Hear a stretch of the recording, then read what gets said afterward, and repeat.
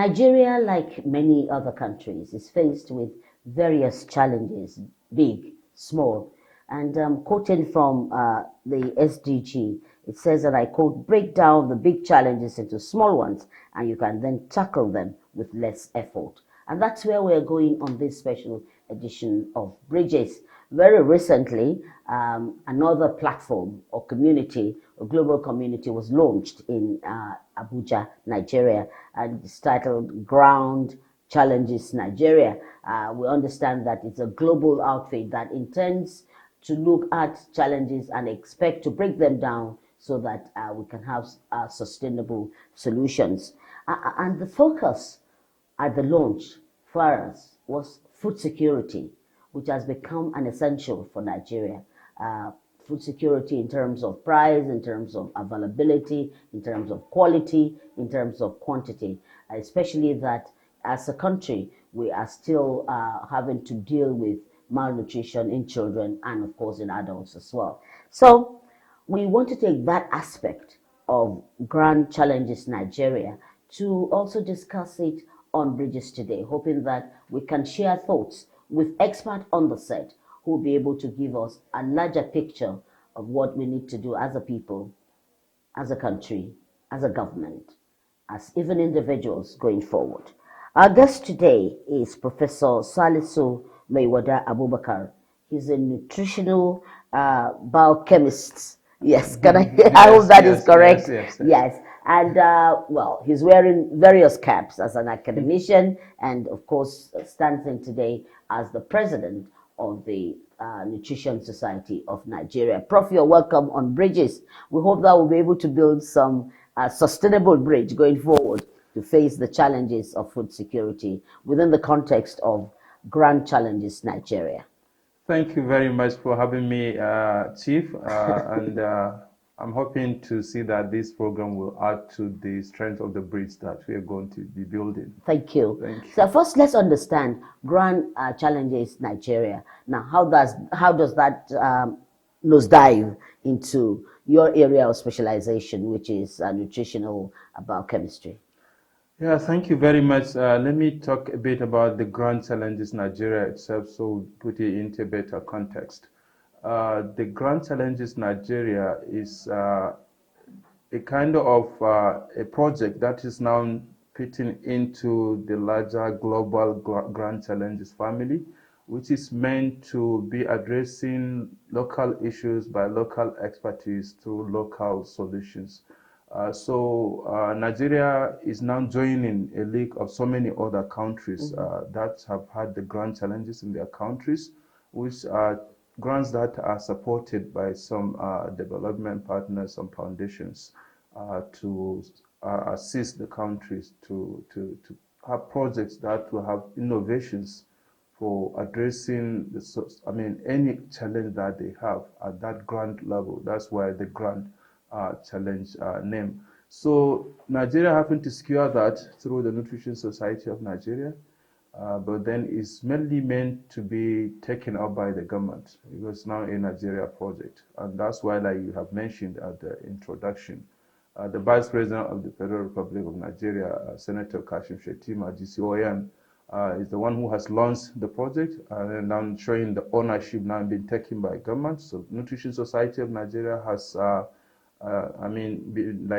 deliver it, and then the government has to take it as and nurture it to grow.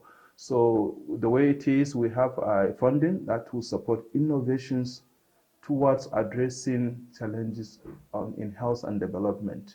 And these innovations are expected to come from Nigerians. That's what we say is Nigeria problem to be solved by Nigerians using Nigerians' innovative ways of doing things. So it's more locally contextualized in addressing and that speaks to sustainability too. It's not a one-off project that will just come, has a timeline and disappears later. But yeah, now let's come down to your area of specialization and let's look at the state of nutrition in Nigeria. How would you describe that? And why is it important for your society to take this up? Thank you very much. And let me talk a bit on the sustainability aspect, and then I'll come back specifically to that nutrition. You see, government encouraged now for this project, including the Federal Ministry of Innovation, Science and Technology, other partners that in government and non-government. We have like Aliko Dangote Foundation, we have the Nigerian Institute of Medical Research, we have the Nigerian Institute of Stored Product Research, etc. on board. All of them are meant for this sustainability. Like government at the ministry level has already started creating budget line that will support the grand challenges in Nigeria. Now for nutrition, now this call for the grand challenges Nigeria is now targeting maternal, newborn, and child health. Yes, not nutrition. It's not all encompassing. Of course, nutrition inclusive. The grand challenges is hosted by Nutrition Society of Nigeria, but it's not meant to be only nutrition specific. It can be nutrition sensitive. So there are many other areas that will speak to nutrition and development in Nigeria. So looking at the situation of nutrition in Nigeria and vis-a-vis this target, you will see that from the surveys that we have, we normally rely on our national Nigeria Health and Demographic surveys. So that is taken every 5 years. In 2018, let me take the last two now. In 2018, one good example is for stunting that we look at, which is a chronic malnutrition in children under 5. And it was shown that 37% of Nigerian children are stunted. What does that mean? It means that they are short for their age within those 5 years. And what that means is their brain development is not as it should be. It means that that child is going to grow with limited cognitive development and then will not be as productive as a normal child. So it means that almost 3.5 in 10 are having that issue. So you can now imagine going forward. And that is irreversible. That's the major thing. As a chronic malnutrition, we have the other acute one that can be reversed, but we're now looking at this one that cannot be reversed. So then in 2023, recently, we had the same survey coming out. With all the efforts that is being put in place, but we only have now seen about 3% increase. We're now going to 40% of stunting. So it's quite a challenge. Yeah. So all that you are doing, so many programs and intervention by various agencies of government and non-government, but then you are still seeing this rise. So what are we going to do? That's why we require innovations. We need to think deeply and see how best we can innovate. Like you're saying, we need to break down some things and look at how best we can address it.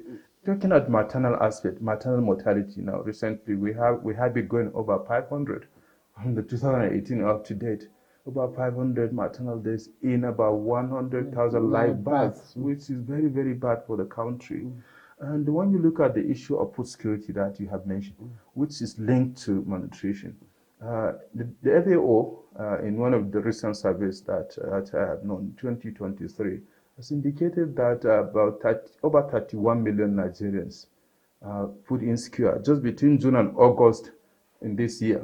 So now that we know the situation that we are in, inflation and so many things, going forward, probably if you see another survey, you may be surprised to have another index that may be worse.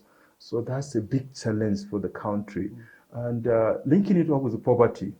You see, poverty now is one of the indicators that is leading to this food insecurity. Nigeria's government document survey that has indicated now that over 133 million Nigerians are multidimensionally poor. That multidimensional poverty is made of so many indicators, nutrition inclusive. So that's why now when you're speaking to multidimensional poverty, when you address on nutrition, malnutrition, you're also addressing the issue of multidimensional poverty, including housing, including other aspects of life, including underemployment, unemployment in the country. All these indices put together now led to this index. So you can see now the challenge. Poverty, food insecurity, malnutrition, all woven into one. Yes. But the good thing about what this project is bringing on, Grand Challenges Nigeria, is that we need to think inside the Yes. box and outside the box, some Yes. people would say, but make it a reality for Nigeria. Yeah. So, in that context, Prof, what bridge should we be building? Yeah, like I've said, we wouldn't want to come to start saying these are the solutions from the grand challenges house. I mean, internally, we are looking forward to Nigerians. Okay, this is the challenge. Now we have identified a grand challenge.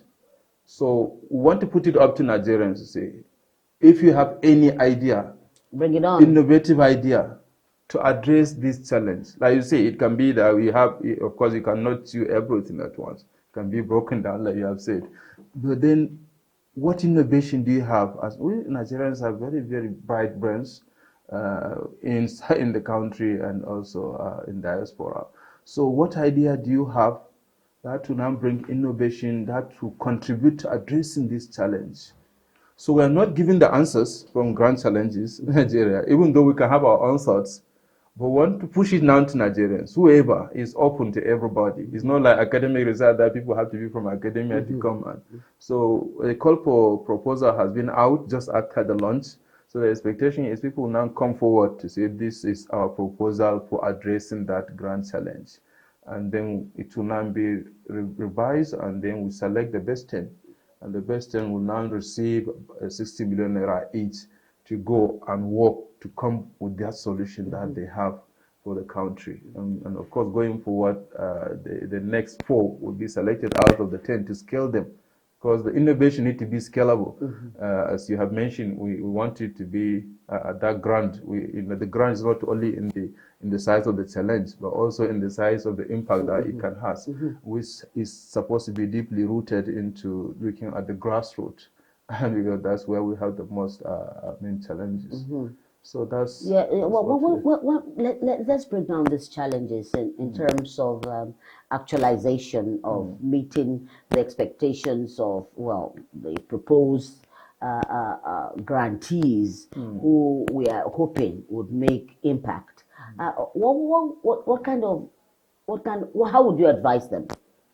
Yes, going forward, because it's a Nigerian thing for Nigerians. Yes. So let's create better awareness in terms of understanding what to do, because you never know. There could be a genius out there who needs this. Yeah, thank you very much. Like I've said, we want people to come up with it, but then when you look at it, there are so many issues. Like we have mentioned, poverty, unemployment. Is it many other things? So looking at the grassroots, sometimes is it the information that people need? Is there a way that can be innovative enough to create that channel that people get to know what to do? For example, to get empowered. If you're taking a women empowerment, is there anything that you can do to get them to know what to do in terms of their health issues that we have not been doing innovatively? Is there a way that you have an idea of how that rural woman in her household can develop something, can use a pot to develop product that every morning she can pick from and use for her breakfast and her children? Is there a way that you can improve how best they can take care of their sanitation and hygiene that will contribute to the health outcomes?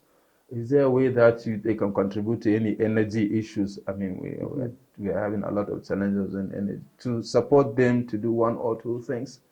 So there are many ways that people can think at the bottom. Some is there, like the media also. I always challenge the media as well. You see, I mean, you cannot succeed without media. We talk about this social behavioral change communication, as I'm saying, the means. Now we have all this artificial intelligence era. How best can we now use that for our development, for addressing our challenges? And the bright minds that we have, like the younger people coming, will always think in that direction. So do you have any idea? Is there anything that you can do to create, whether it's a device, whatever it is, to get people to be able to address some of these issues? Is it you are targeting the male? Are you targeting policymakers? So many things. So we are expecting to see already calls. I mean, people have started indicating and registering for their interest just few hours after the launch. So we are hoping to see the best. So hoping to see the best. Yes. On a sustainable level, Prof, let's come back to your area of specialization, improving nutrition in Nigeria. Because everywhere you go, you see food around you. I know that, well, a lot of factors are responsible, but getting the right mix, why are we as a people still missing that?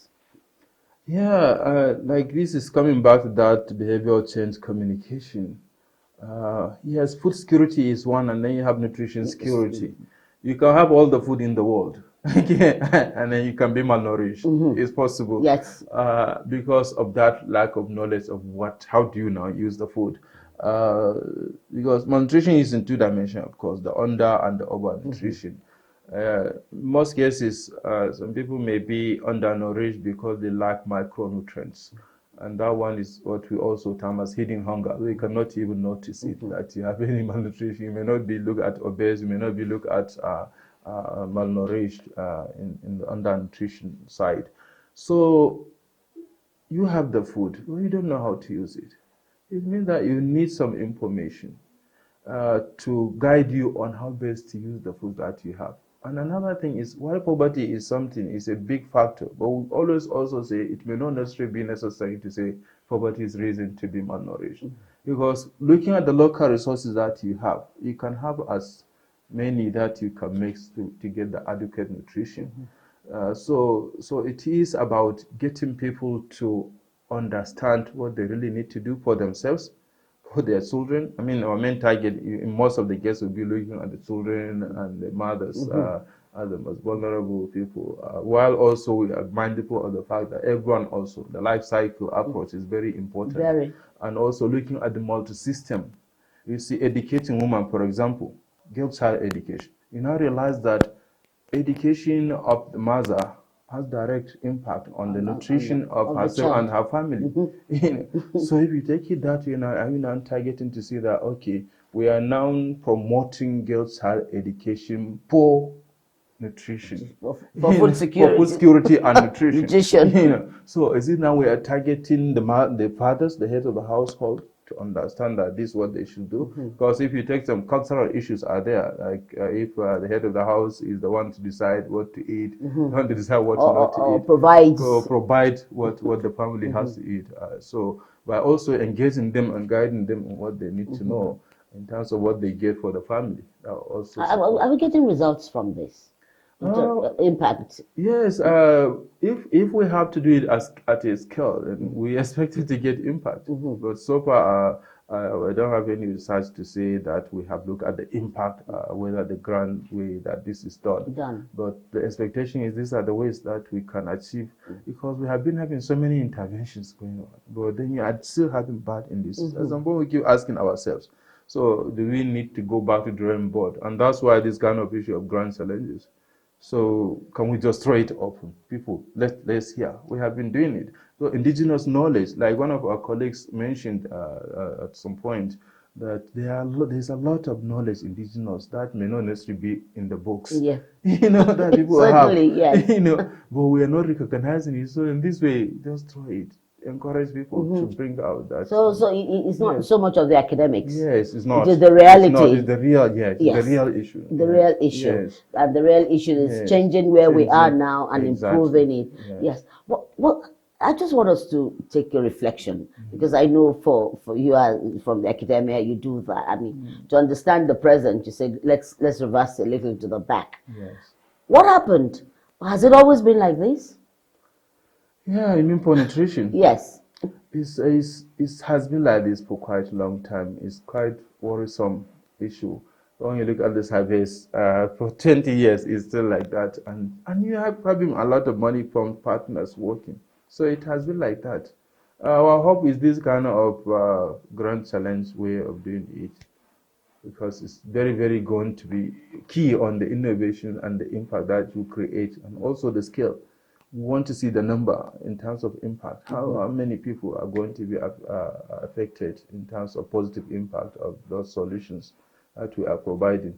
And also, to add to it, remember the Vice President's office, which is now anchoring this, is initiating another dimension of getting into the grassroots in what is called M774.